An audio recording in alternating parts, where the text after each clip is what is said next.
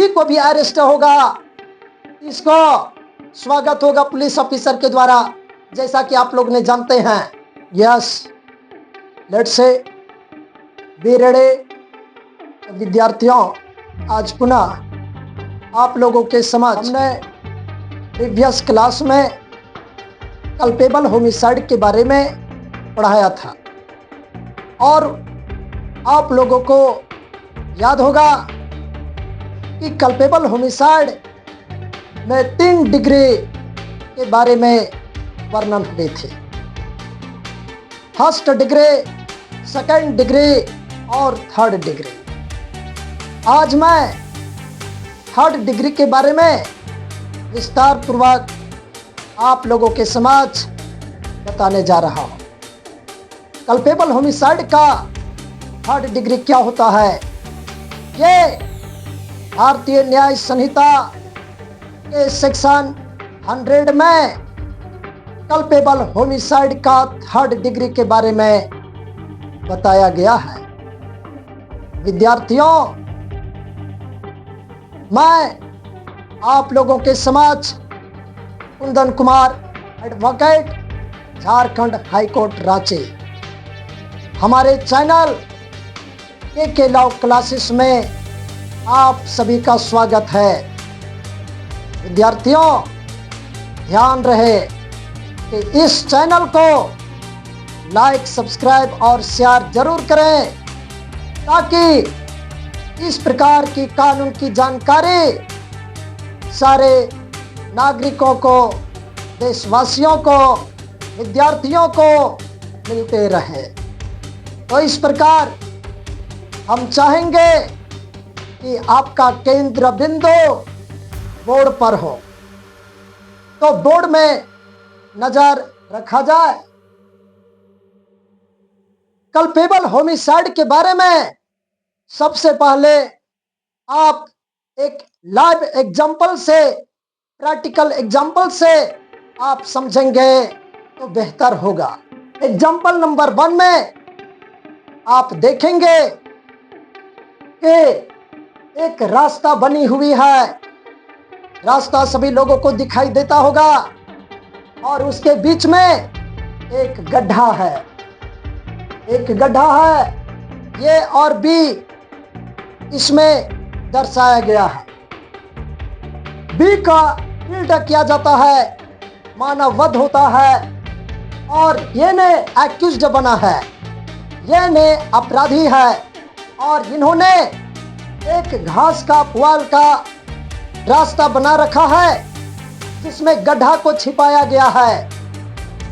और रोज की भांति भी इसी रास्ते से गुजरता है।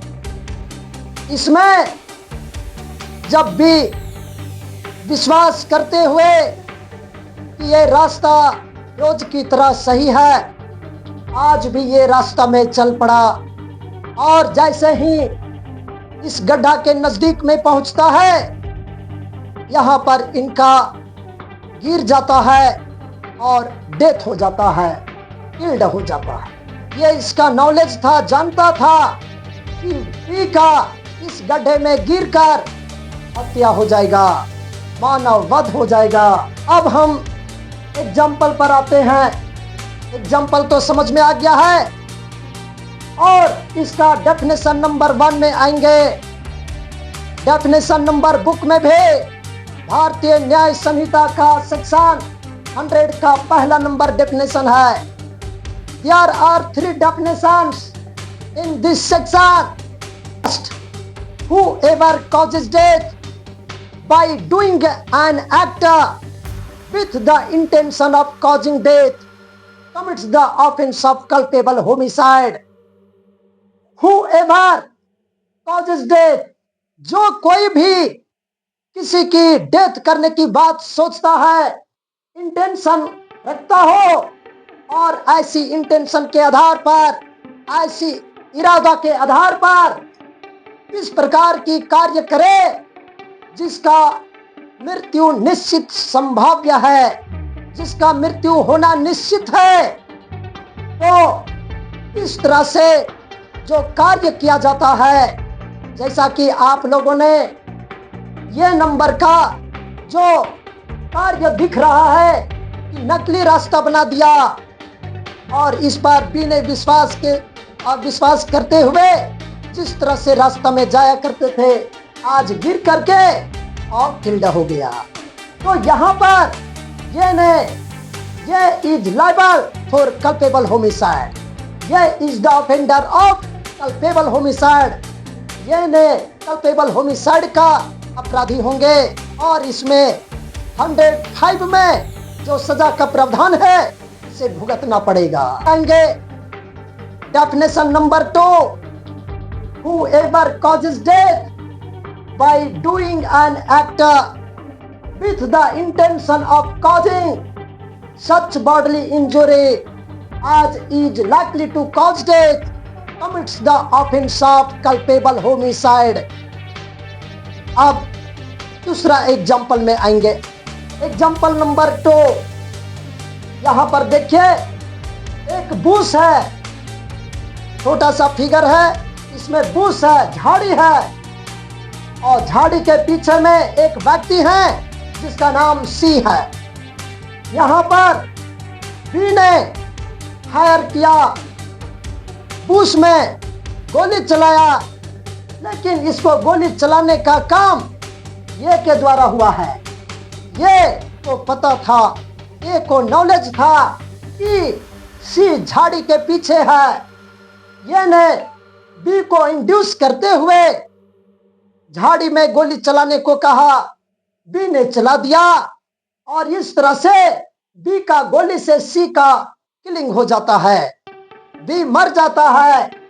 लेकिन कंडीशन ये है कि बी को ये बात का नॉलेज नहीं था कि झाड़ी के पीछे सी भी है, झाड़ी के पीछे सी है, ये बात ये को पता था। तो यहाँ पर बी अननोन पर्सन है, इन्होंने इनोसेंट पर्सन है। B is not liable for culpable homicide, B is not liable for culpable homicide, but ये is liable for culpable homicide, क्योंकि ये को पता था। अब नंबर 3 में, सेक्शन 100 का नंबर 3 में, अगर किसी को भी पता है किसी को मारना है तो फिर कैसे पता चलेगा कि किसे जांच करेगा? तो ये इन्वेस्टिगेशन की बारी है। पुलिस ऑफिसर ने यहाँ ऐसा हो सकता है कि बी को पता है सी को मारना है, लेकिन जानबूझ करके ये अननोन बन रहा है, ये अज्ञात बन रहा है। तो इन्वेस्टिगेशन में ये सारी बातों का खुलासा हो जाएगी कि बी और सी में क्या कोई संबंध है, क्या कोई लेन देन है, क्या कोई अपना आदमी है। इससे बात का खुलासा होने पर इसका पता किया जा सकता है कि बी ने सी को ही मारना चाह रहा था, तो इस आधार पर बी लायबल होगा।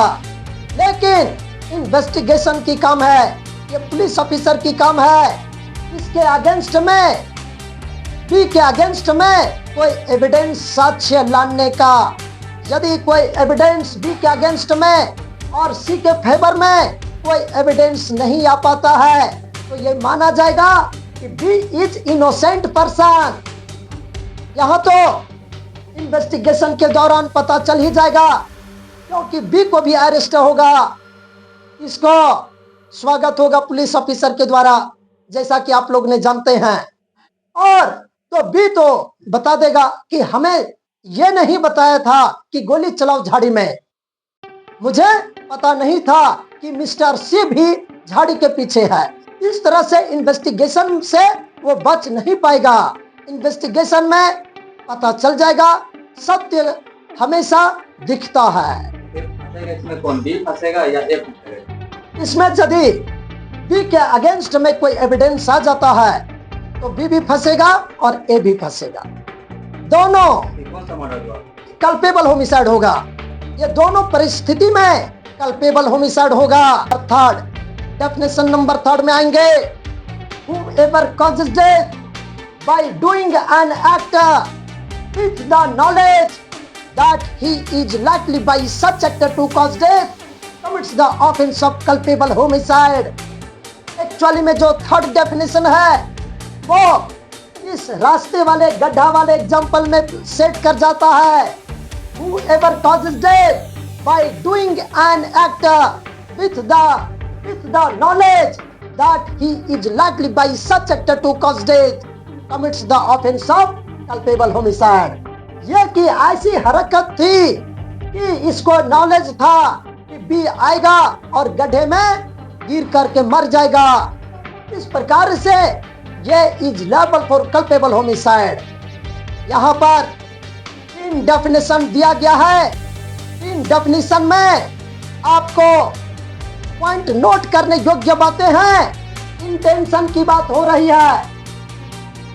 नंबर 1 में इंटेंशन, नंबर 2 में इंटेंशन, नंबर 3 में नॉलेज. हरकत जिसमें इंटेंशन और नॉलेज हो एक्यूज्ड का मना स्थिति में और ऐसी कार्य करता है जिससे बी की अन्य दूसरे पर्सन की मौत हो सकती है. तो जहां नॉलेज और इंटेंशन होता है किसी व्यक्ति को मारने का, तो वैसी परिस्थिति में he is liable for culpable homicide. Now example number 3 में आप लोग आएंगे. क्या ऐसी घटना जिसमें किसी व्यक्ति का मौत होता है और मौत जब हुआ है तो उसमें इंटेंशन का एब्सेंट हो. जब इंटेंशन नहीं हो लेकिन कोई व्यक्ति मर गया हो, ऐसी परिस्थिति में ये जो मारने वाले होंगे गलती से बिना इंटेंशन का जिसके द्वारा किसी व्यक्ति को मारा गया है, वो he is not liable for culpable homicide. वो culpable homicide में लाइबल नहीं होगा. एग्जाम्पल में आप लोग आएंगे. नंबर 3 में बूस है, झाड़ी है. ये बी और सी आप लोगों को दिखता होगा. तो बी जो है फॉल है. बी क्या है? फॉल है. तो झाड़ी के बीच में ये फॉल घास पुआल खा रहा है, अपना जीवन का पालन पोषण कर रहा है. मतलब फॉल का मतलब होता है मुर्गा या कोई भी जानवर आप मान सकते हैं. लेकिन यहाँ बी क्या है? फॉल है, मुर्गा है. वो झाड़ी के बीच में अपना दाना चुंग रहा है, खा रहा है. क्या इंटेंशन है? बी को मारना और चुरा लेना. बी को मारना और चुरा लेना. ये जो है ये कह सकते हैं कि ये मुर्गा चोर है. तो ये मुर्गा चोर का क्या इंटेंशन होगा? मुर्गा को चोरी करना, मार करके उसको बना करके खाएगा. एक यही मुर्गा चोर का इंटेंशन हो सकता है. लेकिन यहाँ मुर्गा नहीं मरता है. ये झाड़ी के पीछे में एक सी नाम का व्यक्ति है. तो मुर्गा तो भाग गया, लेकिन इसका तीर या गोली जो चला वो सी को मार दिया, जिसके कारण सी का किल्स हो जाता है, सी का मौत हो जाता है. ये का तीर या गोली से. इस प्रकार यहाँ पर डेफिनेशन के आधार पर समझे तो सी को मारना ना तो इंटेंशन है ना नॉलेज है. तो इसका मतलब से ये is not liable for culpable homicide. ये सीधा बच जाएगा. ये भी हो सकता है कि जानबूझ के उसी को मारने चलाया होगा. तो इस सवाल का जवाब मैंने इस एग्जाम्पल नंबर 2 में ही दिया है. यह इन्वेस्टिगेशन की पार्ट है.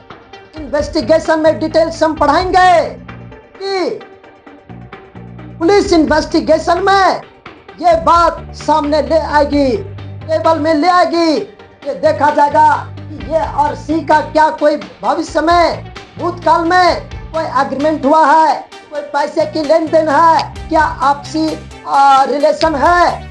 तो इस तरह से कोई भी साक्ष्य सामने आता है तो ये नहीं बच पाएगा. ठीक है. तो इस तरह से आज हमने पूरा का पूरा आज की क्लास में 3rd डिग्री की बात कहा है. 3rd degree is over. इस वीडियो को लाइक, सब्सक्राइब और शेयर जरूर करें, कमेंट करें, ताकि ये कानून को हर घर तक पहुंचाने की कोशिश किया जाए. धन्यवाद.